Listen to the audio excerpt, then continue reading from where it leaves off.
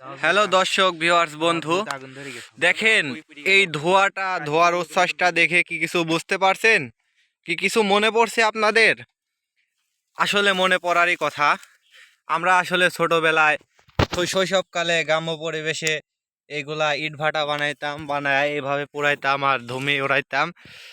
তো খুব সুন্দর লাগছে দর্শক ভিউয়ার্স। তো আসলে অনেক সুন্দর লাগতেছে। দেখেন কি পরিমাণে ধোঁয়া বের হচ্ছে।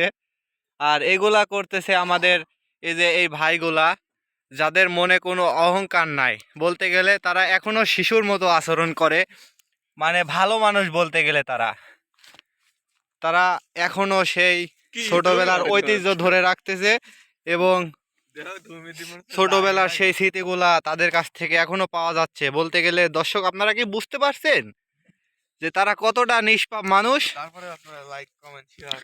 তারা কতটা নিষ্পাপ মানুষ ভাই, যে এরকম ধরনের শৈশবের খেলাধুলার জিনিস তৈরি করে তারা এখনো খেলছে। মানে তারা এখনো শিশু, দর্শক। আপনারা বুঝতে পারছেন? আপনারা এই ভালো মানুষের জন্য তো লাইক কমেন্ট শেয়ার এবং সাবস্ক্রাইব করবেনই।